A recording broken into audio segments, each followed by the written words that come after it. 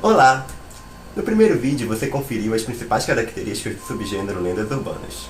Hoje nós vamos analisar duas lendas urbanas brasileiras que são conhecidas em todo o território do país. Como não falar da loira do banheiro, dada por muitos como a lenda urbana mais famosa do país. E você sabia que antes mesmo de existir Chuck ou Annabelle, um boneco do mal assombrou e muito a população brasileira nos anos 80? Quer saber mais sobre isso? Então confere o vídeo de hoje aqui no Lendas Urbanas.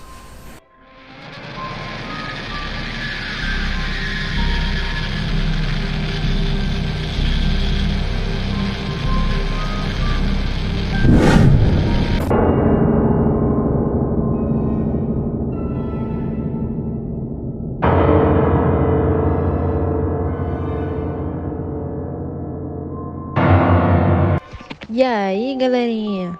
Vocês já escutaram a lenda mais conhecida de todo o Brasil, a loira do banheiro ou a famosa Blood Mary? Em banheiros espalhados por escolas de todo o Brasil, crianças e adolescentes encaram os espelhos com um olhar amedrontado. Afinal, eles acabaram de falar o nome da loira do banheiro, chamando-a, apesar do receio, apenas para verificar se a lenda é real. São gerações e mais gerações de brasileiros que, com o passar dos anos, tentaram encontrar a mulher assustadora escondida entre as cabines dos banheiros nas escolas, seja com uma camisola, descalça ou com algodões nas narinas, ela pouco apareceu. Vocês já chegaram a saber da onde vem essa história? Então vem comigo que eu vou explicar um pouco dessa história para vocês. O que muita gente não sabe é que essa lenda nacional surgiu de uma história real que aconteceu no século XIX. Tudo teve início com a morte de uma jovem de 26 anos, que morou em uma mansão em São Paulo, na casa de muros altos e elegância arquitetônica. Hoje funciona a Escola Estadual Conselheiro Rodrigues Alves, que leva o nome do quinto presidente do Brasil, que nasceu na cidade. Reza a lenda que até hoje os alunos veem a loira do banheiro pelas janelas do prédio. O edifício, que fica em Guaratinguetá, é tombado como monumento estadual de valor histórico e arquitetônico desde 1985. Na mansão viviam o Visconde de Guaratinguetá e sua filha Maria Augusta. Em 1880, a jovem, que tinha 14 anos, foi forçada a se casar com o conselheiro Dutra Rodrigues, que era 21 anos mais velho que ela. Pouco após se casar, com apenas 18 anos, ela fugiu para Paris com o dinheiro obtido vendendo suas joias. Morreu na Europa e seu corpo foi trazido ao Brasil de navio. Na viagem, o caixão da jovem foi violado por ladrões que queriam as joias que estavam com o corpo. Com isso, o atestado de óbito dela sumiu e até hoje a causa da morte dela é desconhecida. O corpo de Maria Augusta ficou exposto na sua casa em uma redoma de vidro, enquanto o túmulo onde ela está enterrada no cemitério de Passos ficava pronto. O túmulo da jovem hoje é um ponto turístico da cidade. Uma das versões para a morte de Maria Augusta é que ela morreu acometida pela raiva, que registrava muitos casos na Europa na época. Anos depois, a mansão onde Maria Augusta viveu foi consumida por um incêndio considerado misterioso em 1916. Na época, o prédio já tinha virado escola e teve que ser reconstruído. Ainda hoje, existem dúvidas sobre a origem do incêndio. Em alguns depoimentos na escola, testemunhas afirmam ter ouvido um piano tocar. O instrumento que era tocado por Maria Augusta e até hoje é mantido na escola. A lenda descreve uma jovem loira, vestida de branco, com algodão no nariz, que aparece depois de ser invocada no banheiro. O rito para chamá-la varia de lugar para lugar, mas pode ser chamá-la 3 vezes em frente ao espelho ou dar descarga, por exemplo.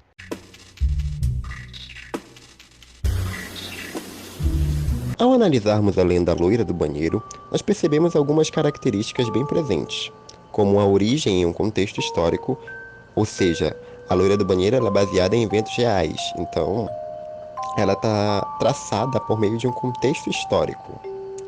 Também existe a presença de marcas de outra lenda urbana norte-americana, no caso, que seria a Blood Mary, aqui no Brasil conhecida como Maria Sangrenta. Então essas duas lendas são tão parecidas que elas se misturam e às vezes a gente pensa que é só uma. E ela também vai trazer à tona problemas sociais, como o bullying, não é?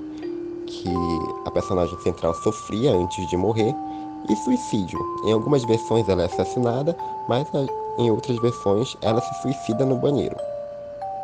Tem uma temática assustadora e ela fica ainda mais aterrorizante quando contada em um ambiente escolar, que é o caso que acontece na maioria das vezes.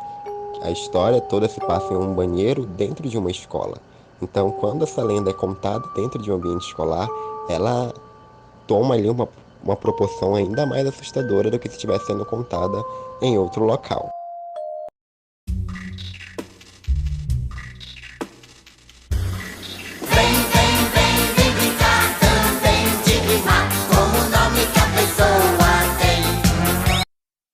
Nos anos 80, uma lenda urbana que bombava bastante era a respeito do boneco Fofão. Para quem não sabe, o Fofão é um personagem muito famoso da televisão brasileira lá da década de 80, e ele participou de vários programas infantis. O personagem era interpretado pelo ator e humorista Orival Pecini. E segundo a história do personagem, Fofão na verdade era um alienígena que veio de um planeta fictício chamado Fofolândia. A ideia inicial era que ele fosse uma mistura de cachorro com alienígena, e o resultado disso foi uma criatura peluda e com bochechas enormes. O personagem fez tanto sucesso que ele teve até mesmo seu próprio programa, que ficou no ar do começo dos anos 80 até mais ou menos 1989, onde ele apresentava desenhos e cantava algumas músicas. Logo ele começou a vender vários produtos, e o mais popular foi o seu tão famoso boneco Fofão, que vendeu nada mais nada menos que 4 milhões de unidades. Amado por uns, logo esse boneco passou a ser temido por outros. Por conta dessa aparência estranha, não demorou muito para começarem a aparecer algumas histórias que diziam que o personagem era do mal. Outros diziam que aquele boneco tinha vendido tanto por conta de um pacto do ator Orival Pecini com o diabo, e que se tratava de um boneco amaldiçoado para as crianças. Essa história teria surgido quando um menino que tinha um boneco deixou ele cair, e acidentalmente a cabeça se desprendeu do corpo. E a criança percebeu que junto da cabeça havia uma espécie de punhal de plástico. O garoto mostrou aquilo para os pais, que ficaram horrorizados, porque aquilo poderia ser uma arma bem perigosa para as crianças. Depois disso, novas histórias começaram a surgir a respeito do Fofão. Além do punhal, as pessoas relataram que encontraram velas, ossos e objetos de magia negra dentro do enchimento do boneco. Após esse primeiro suposto caso, rapidamente essa história ganhou várias versões pelo Brasil inteiro. Versões totalmente diferentes, mas que sempre diziam que dentro do boneco havia algo de sobrenatural ou amaldiçoado. Como esse boneco era uma febre e um dos produtos mais comprados no Brasil naquela época, após toda essa repercussão negativa, o dono do produto teve que vir a público se explicar.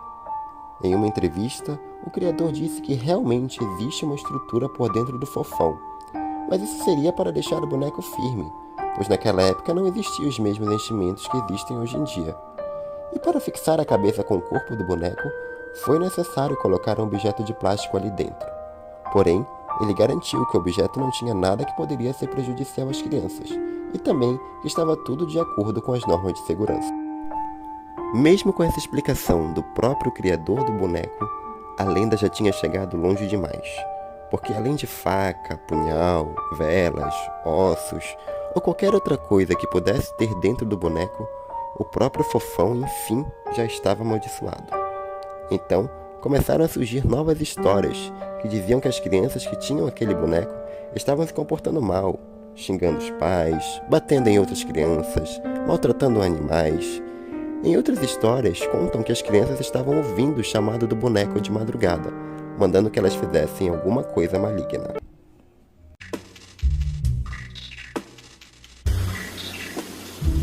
Quanto às características presentes na lenda urbana do Fofão, já percebemos aí algumas diferenças em relação à lenda urbana da loira do banheiro.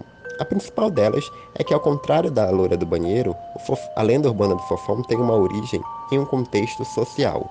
Ou seja, ela não vai surgir a partir de um evento ou de baseada em fatos reais. Ela vai surgir a partir de um acontecimento em si. Qual foi esse acontecimento? Essa venda expressiva dos bonecos acabou despertando a curiosidade ou a ambição das concorrentes, das empresas concorrentes da marca que vendia os bonecos. E aí a gente percebe marcas de rivalidade e de concorrência, né? Porque muito se atribui ao surgimento dessas lendas aos grandes empresários que, ao verem as vendas expressivas do boneco, começaram a espalhar aí boatos, relatos de que estava acontecendo isso, que estava acontecendo aquilo, para que aquelas vendas ali parassem. Só que muitas das vezes, como foi o caso do Fofão, o tiro saiu pela culatra, né? Porque as vendas aumentaram em vez de diminuir, porque todo mundo ali ficou curioso para ver se realmente tinha um punhal ali dentro do boneco. Também tem muito ali do apelo religioso, né? Os evangélicos, principalmente, quando se deparam com um boato desse, começam a espalhar ainda mais e propagar esse tipo de lenda por todo o ambiente ali que eles vivem, e isso faz com que a lenda se propague ainda mais.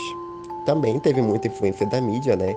Como nos anos 80, 90 ali não tinha internet, tinha, mas não estava tão em alta quanto hoje, tudo que saía no jornal ou na televisão acabava sendo dado como verídico.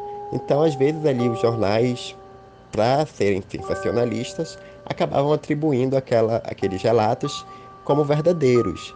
Então, as lendas ali ganharam força a partir daquilo, a partir da influência da mídia. Se essas histórias são verdade ou não, nós não sabemos. Mas é bom evitar dar descarga 3 vezes ou ficar arrancando a cabeça dos bonecos por aí, não é mesmo? Bom, você conheceu 2 lendas urbanas brasileiras bem interessantes. Mas você sabia que aqui no Amazonas existem muitas histórias que pouca gente conhece? Pois é, mas isso é um assunto para o próximo vídeo. Então, não se esqueça de se inscrever, ative as notificações e até o próximo vídeo aqui no Lendas Urbanas.